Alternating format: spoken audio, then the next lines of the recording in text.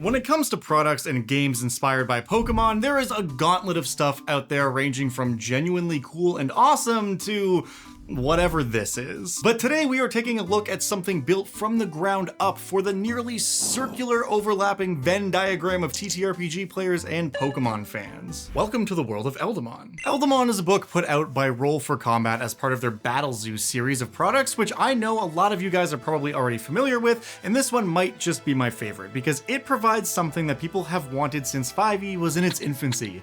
That something being Pokemon in your D&D game, legally distinct monster taming. Over the years, I have seen a lot of people try and incorporate something like this into 5e to varying degrees of success. There's a lot to consider when you make something like this. You need unique monster lore, player options that support what you're trying to do, and of course, game mechanics to back it all up. And if we're doing it in 5e or Pathfinder 2e for that matter, since all the Battle Zoo books tend to be compatible with both, you need all of that to work alongside the fantasy themes prevalent in both games. So today we're gonna check out Eldamon and see how it stacks up. The Eldamon themselves are manifestations of a force called the Eld. The Eld is a cosmic soup of all the elements which flows through practically everything. You can think of it sort of like how the weave is often described in D&D as the source of all magic, but for elemental synergy instead. Eldamon are spirits born from this energy who take on various shapes and appearances based on what element they are primarily attuned with. So of course you've got your standard elements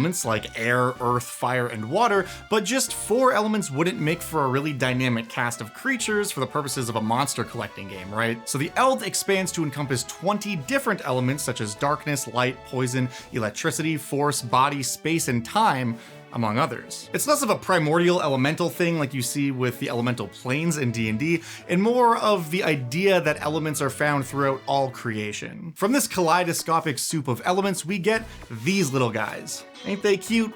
Every Eldamon has 3 different forms. What you're seeing here is Soleo in its pet form, which is how an Eldamon generally looks when they're just kinda hanging out. However, when Soleo jumps into battle, he takes on his battle form, which is still pretty cute, but he looks ready to fight. Now this brings us to one of my favorite Eldamon features, which is their evolution method. Most Eldamon have an evolution condition that needs to be fulfilled before they can actually evolve into their 3rd form, and these conditions aren't met simply by leveling up enough times. So Leon here evolves when it understands the true meaning of courage or performs a heroic act of true bravery. Once this happens, it becomes Leonidas, who looks ready to hold back an army at the mouth of a chasm. But homie doesn't just look the part. When an Eldamon evolves, it also gains access to its unique evolutionary trait, which in the case of Leonidas is a trait called Courageous Sparkle that increases its armor class, and if it ever gains the frightened condition, Leonidas can just say no thanks and dazzle the creature who tried to frighten it in the first place. All of the Eldamon also have their own Elidex entries,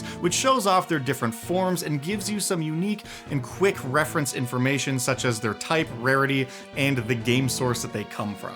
They also have a description for each form that provides a fun bit of flavor for every individual Eldamon. For example, Soleos enjoys hugging a friend for comfort after doing something scary, which is honestly great advice for anyone, whether you're a magic elemental lion cub or not. Now as elemental spirits, Eldamon live and exist in a state that is out of phase with the material plane. They can see and perceive everything going on in the material world, and the opposite is true as well, but they typically can't interact with the world by default unless, of course, someone trained in the manipulation of the Eld and its magical forces were to pull them across that threshold. This bit of lore is mostly here to prevent the existence of Eldamon from entirely derailing your campaign in the event that you aren't running a game entirely dedicated to a group of players who want to be Eldamon trainers. However, it should be noted that there are alternate versions of this lore that can facilitate different levels of buy-in to the whole monster taming thing. If you want to run a game that is in a setting akin to something like Pokemon, where basically every living creature is an Eldamon of some kind who just exists, there is information in here on how you can do that. The default lore, however, is written to be as universal and uninvasive to a D&D campaign as possible, so the GM can choose how pervasive pervasive they want that Eldamon and all its lore to be. Personally, I think the idea of running a game where these little guys are just kind of everywhere and the whole party is some kind of wandering Eldamon training squad sounds pretty fun, but I do really appreciate that these options are all present and they're here to cover many different situations. Like, say you have a character death and that player wants their new character to be an Eldamon tamer. You can do that without suddenly having tons of weird spirit creatures all over the place that only started existing just now for some reason. Speaking of player options, there are 2 unique level 1 to 20 classes in the base Eldamon book. The first, as you'd expect, is the Eldamon Trainer. They are a true companion class with traits and abilities entirely centered around building up a roster of Eldamon friends and bringing them out to fight on your behalf. At level 1, you get to pick 3 common Eldamon, or your DM can provide you with 3 Eldamon appropriate to the area your character is from,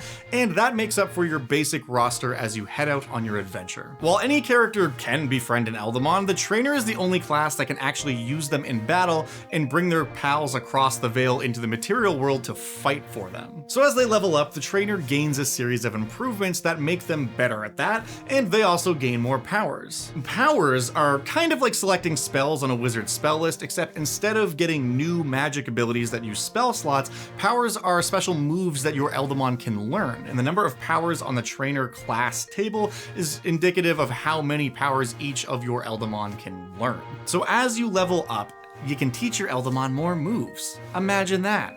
The Trainer also has 3 subclasses. The Battler, who is of course all about training with their Eldamon to be the very best like no one ever was. Write that down. The Researcher, an intelligence-based subclass that is all about learning things about their Eldamon, better communicating with Eldamon, and teaching them advanced tactics that don't necessarily throw out huge damage numbers, but will give you a lot more options in combat for navigating and using your resources. And there's the Eldamon Whisperer, who is less academically inclined and more focused on the idea of connecting with Eldamon in a spiritual way. The other player class is the Elemental Avatar, which is designed for those who want to fight with their Eldamon side by side, sort of, instead of summoning them to fight on your behalf. Elemental Avatars are individuals who have merged with an Eldamon spirit, allowing them to charge into battle infused with the energy of an Eldamon in addition to their own abilities. This allows them to choose an elemental path to follow, which is usually the same element as the spirit inside of them, and they gain new features as they level up depending on which element they are merged with. Both of these are genuinely really solid in their design and give you a couple of different ways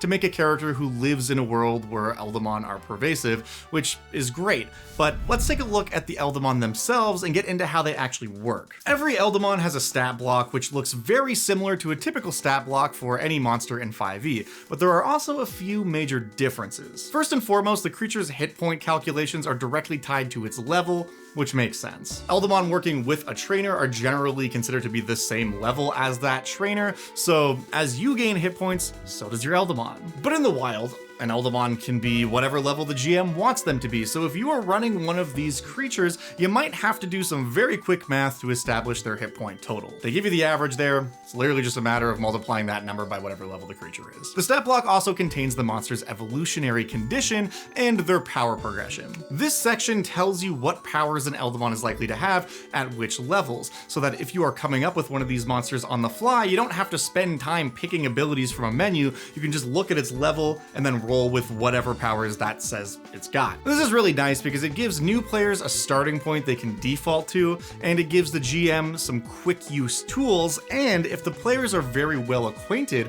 with Eldamon and what they can typically do, it gives the GM a way to surprise the party by introducing an Eldamon who might not have the typical set of powers that species usually does. There's also a unique system of damage resistances and vulnerabilities, like any good monster taming game would have, and the book even includes this handy reference chart to keep track of them all. That might look a little bit familiar to some of you, but it's a different thing, trust me. When it comes to determining how often an Eldamon shows up and if they can be added to an adventure's party, the book also gives you a couple different options. The GM can always just decide when an Eldamon appears. You're the GM, you can just do that. However, when operating on the day-to-day, the book recommends rolling on a table every time the players are doing something that would normally call for a loot roll. Something like winning a fight, clearing a dungeon, exploring an area, whatever. This doesn't mean that an Eldamon will always show up every single time, but just that this is a good time to have that happen, so there is a chance based on what you roll that an Eldamon does appear. There are also a ton of different tables here the GM can use for generating which Eldamon shows up,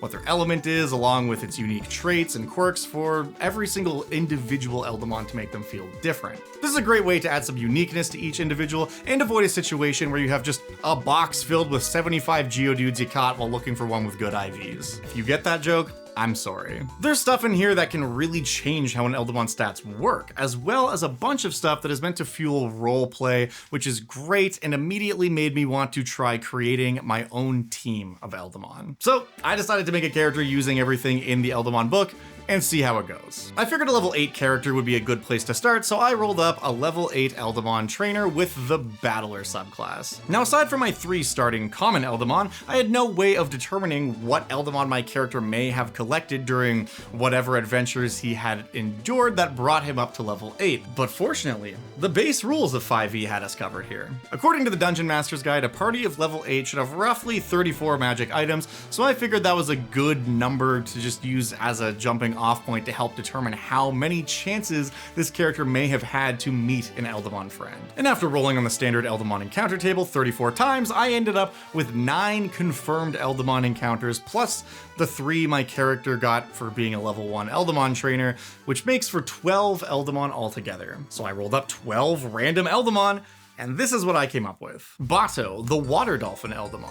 He's playful and his coloration is entirely grayscale. Grima, the Death Cat Eldamon. His tail deals slashing instead of bludgeoning damage, he's friendly, and he is a spy sent by a rival to keep tabs on me. Kidopaz, the Crystal Earth Cat Eldamon. She's got a softer color palette than usual and has an arrogant personality. Luciola, the Glowworm Eldamon. She's wholesome and kind, and also very trendy. Mies, the Psychic Mouse Eldamon. He's suffering from amnesia and seems to have forgotten something important to him. What a backstory. Ophini, the Fiery Wheel Eldamon. He has a unique set of damage modifiers in that he is resistant to time damage, but vulnerable to space damage, which is not normally true for his species, and he's also very jealous. Feedy, the Life Snake Eldamon. She's translucent. Potfox, the Force Fox Eldamon. He's very focused. Shadapi, the Shadow Opossum Eldamon, who is very selfless. Just look at him. Soleo, the Sun Lion Eldamon. His dex and con scores have been reversed, so he's a bit of a glass cannon,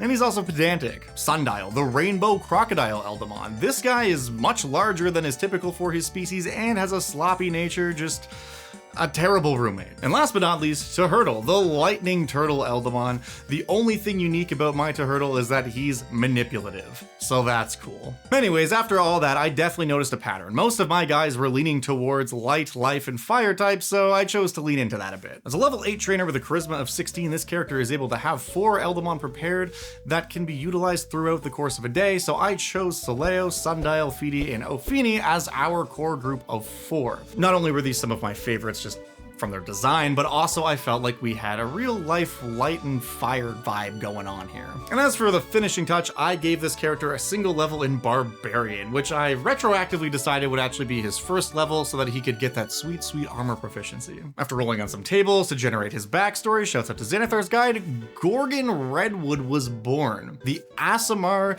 Eldamon trainer who was raised by merchants and now travels the world with his team of Eldamon to seek out new and exciting wares. I've included a link to his NPC stat block along with his team of Eldamon in the description down below, so if you ever want to include him in a D&D game of your own, you can. Speaking of which, if you want to check out this book for yourself, you can do so in the Roll for Combat shop or over on the latest Battle Zoo Kickstarter for Eldamon Legends, which is live right now. Not only is it a great way to pick up the original Eldamon book at a discount, but Eldamon Legends is the first major expansion for the Eldamon book, which includes over 150 brand new Eldamon, dozens of new powers, a ton of magic items, a bunch of legendary Eldamon, and 13 legendary quests quest tied to said legendary Eldamon. And following with the Battle Zoo tradition of giving backers content throughout the year, if you back the Kickstarter, you can get access to monthly PDF and VTT releases. Each month there will be new Eldamon stat blocks, including a legendary Eldamon, new powers, new magic items, new lore,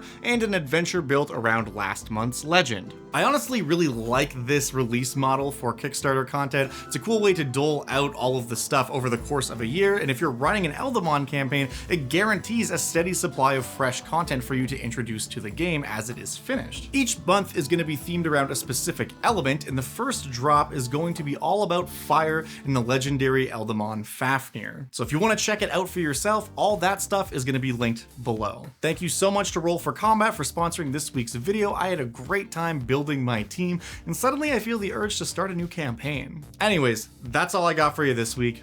Thank you so much for watching, and I'll see you in the next one. Till then.